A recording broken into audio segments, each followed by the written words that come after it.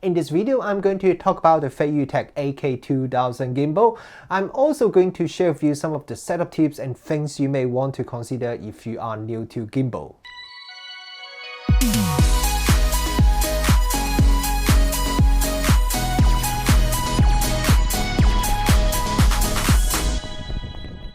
Kia ora, good morning everyone, Richard Warren here. Today's video is slightly different to my normal review because normally when I'm reviewing something, it's normally something that I'm quite familiar with.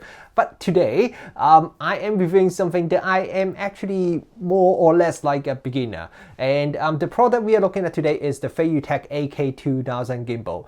Just a disclaimer, Feiyu Tech gave me this gimbal for the review. I'm not really a videographer and I'm definitely not trying to claim that I am a professional videographer or have lots of experience with gimbals. I only have very limited experience with gimbals before. I had a Feiyu Tech WGS, which is a very small gimbal. I don't really have much experience with those larger gimbals such as this one. So in this video, I'm going to more or less look at the gimbal from a beginner point of view. I'm going to talk about how to set up the gimbal and also things that you may want to consider if you are new to the gimbal. The Feiyu Tech AK2000 is the smallest professional gimbal from Feiyu Tech. There's an AK4000 and also an AK4500 above it. Despite this is the smallest gimbal in the Feiyu Tech professional lineup, it can carry payload up to 2.8 kg. So this should be enough for most of the DSLR and mirrorless camera, including some of the full frame camera with a medium-sized lens. Later in this video, I'm going to test this gimbal with a few different camera setup, from a small smartphone to a full frame mirrorless camera setup,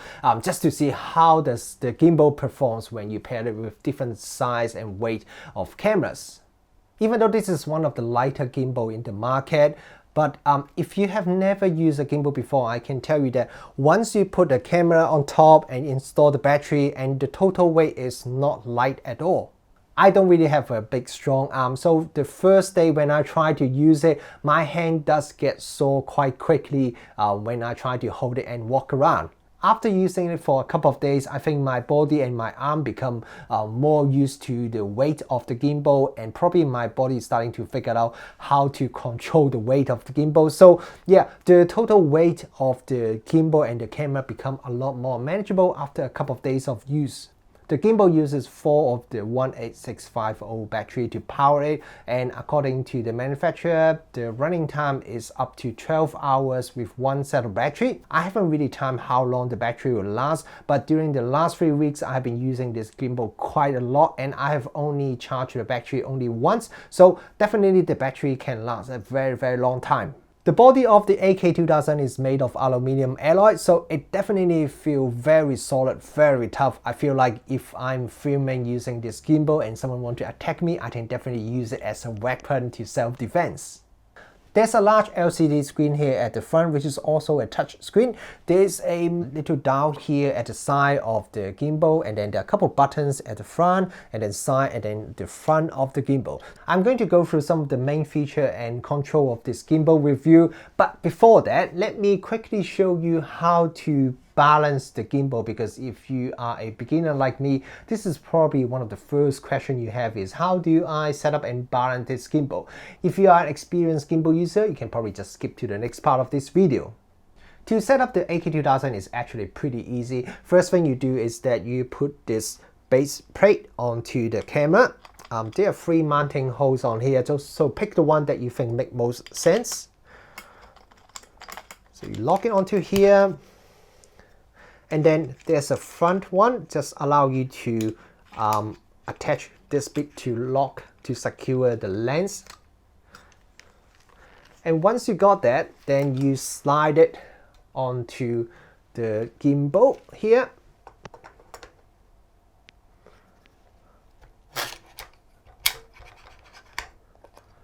Now the gimbal is completely not balanced. So as you can see, if I let go, it will just swing around like crazy because it's not balanced at all. So the first step to balance it is to balance this little dial here. So what you do is that if you hold it like this, if it's balanced, it should stay like this flat. But right now it's not. So if you let go, it will swing around. So what you do is that you unlock this little tab here.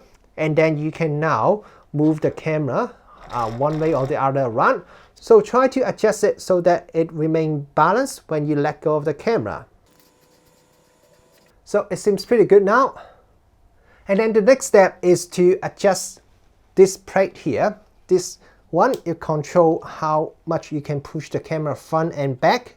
So this time you grab hold of this arm here, and if you slowly let go of the camera, if it's balanced, it wouldn't do things like this. So you just adjust it slightly until it is balanced. So it may take a little bit of time, so yeah, take your time because you only need to do it once for each camera setup.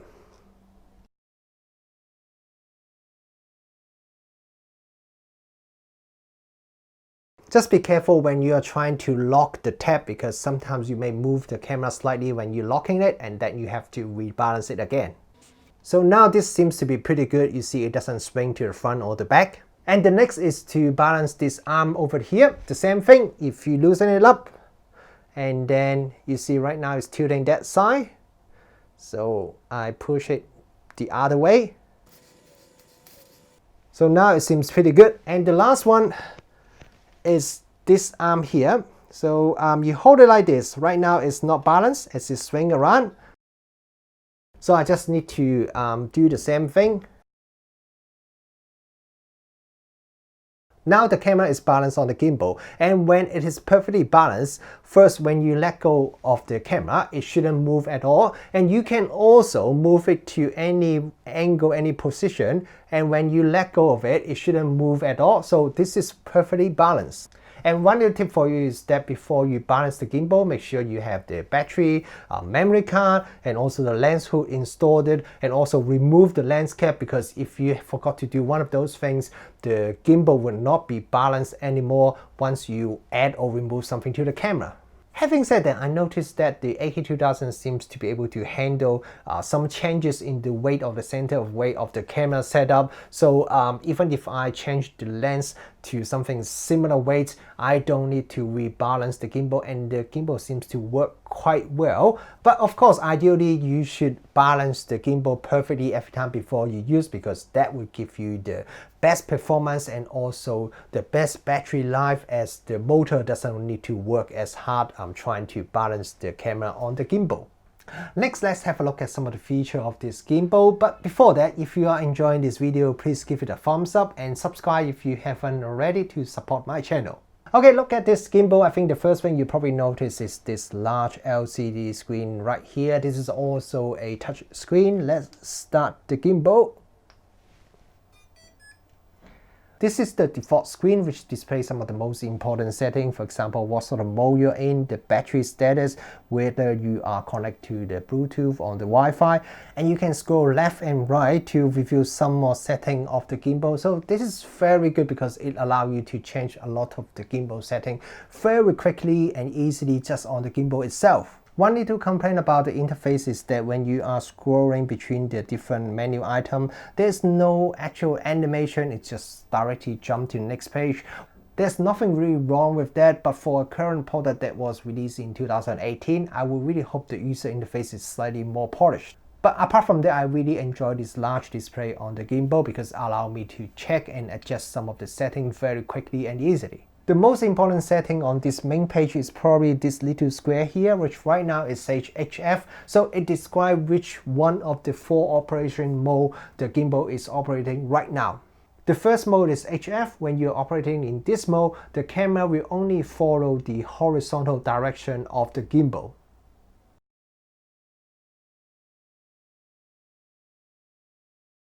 And then the second mode is TF. It is quite similar to the HF, but instead of only following the horizontal direction, it will also follow the tilt direction. So the camera can also tilt up and down when you are moving the gimbal around. The next mode is AF. When you're operating in this mode, the gimbal will follow the horizontal, the tilting, and also the rotation movement of the operator. When you're operating in this mode, you can even swing the camera 360 degrees around. And then the last mode is the lock mode. When you're operating in this mode, the gimbal will try to fix the camera orientation completely. So you can just tap on the mode status on the LCD screen to toggle between all these different modes, or you can also press the mode button here to toggle between different modes as well. There are lots of gimbal settings that you can adjust if you go through the menu on the gimbal. So I'm not going to go through all of them. And you can also connect your camera to the gimbal using the Wi-Fi through the smartphone and the Feiyu app, and then using the Bluetooth to connect the app to the camera. And once you have done that, you can also adjust some of the camera setting from the gimbal directly, and also start and stop the recording of video or take photo from the either the screen or some of the button here directly. So that allows you to quickly and easily control the camera from the gimbal directly. And if you're using this gimbal for vlogging, you can just triple tap this power button here and it will automatically rotate the camera by 180 degrees. There's a large dial on the side of the gimbal which allows you to change the camera orientation, and you can also change which orientation you want to adjust by tapping this button here. Now it's changing the rotation, and if I tap again, then it will change the tilting. So it is a pretty easy way if you want to change the orientation in one axis only. If you want to change it in more than one axis, then you can use this little joystick or thumbstick here. This will allow you to change the tilt and pan orientation of the camera. Double tap the button at the front will reset the orientation to default. You can also manually set the camera orientation by just use your hand to move the camera and point it to exactly where you want when the gimbal is in a steady position.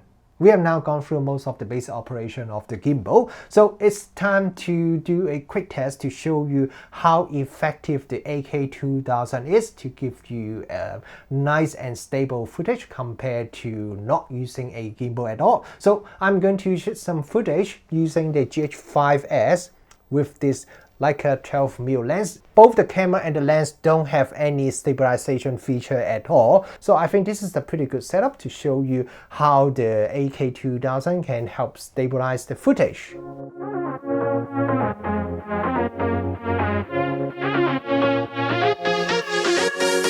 I've been trying to find my way. Take me by the hand and let's go find our own space. Somewhere in between you and me. It's a piece of magic that we need to release. Ooh, and now you're looking for a good time. I think you should take a chance with me. And do you wanna get the mood right? I think you should take a chance with me. 'Cause I've been on my way. I've been on my way for a long time. And if you're wondering what about if my camera itself already have a pretty good image stabilization system, then what is the camera footage going to look like? So I also shoot a little bit of comparison footage using the Panasonic Lumix S1 with the 24-105 kit lens. So it has the dual IS image stabilization system, which is already a very good image stabilization system. So this is the result I got when I mount this Lumix S1 onto the AK2000.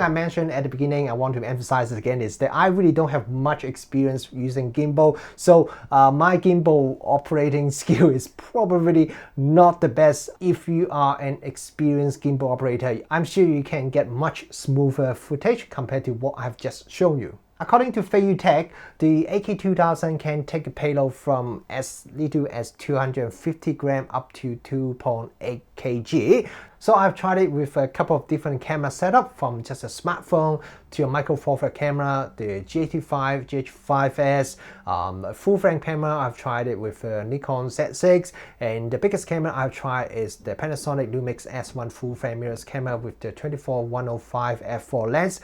So all this setup appears to work quite well with the AK2000. I've now used the gimbal for about 3 weeks, so let me talk about some of the things I like and don't like about this AK2000 gimbal. When I first start using the gimbal, I noticed that the gimbal sometimes will shake a bit, and sometimes actually shake a lot, and I have to reset the gimbal for it to stop shaking. When it's shaking and vibrating pretty badly, it's not just me that can feel or hear it, the people around me can also hear the vibration from the gimbal. So I spent a bit of time just doing some research on the internet and noticed that some other people are also complaining about the same problem. It seems that the reason of that is because by default, the gimbal would automatically detect the payload, just detect how heavy the camera is. And the problem is sometimes the auto adjustment is not quite right. And if the setting is too strong for the camera, then you will start hearing the vibration because the motor is too strong for the camera. So you should definitely go to the setting and adjust the payload yourself instead of leaving it in the auto setting. If you're wondering how to adjust it correctly, it's actually pretty easy. If you set the setting to something that's too low, you'll notice that once the camera is out of balance, it will just bounce up and down because the motor is not strong enough to hold it into the correct position. And if you set it too strong, then you will hear the vibration when it's trying to make it back to the correct position. So yeah, set something just between the bouncing and the vibration, and that would be the correct setting. So once I set it to the correct setting, then the gimbal operates very smoothly. But I would definitely prefer if the auto payload feature does work a little bit better, so we don't have to manually go into setting and change it. Especially for the beginner user, they may not aware of such a setting and they probably don't know how to set it up. And the second thing is that the smartphone app does not support some of the very popular camera in the market. For example, my GH5 and my Nikon Z6 are both not supported by the smartphone app. That means you cannot control the camera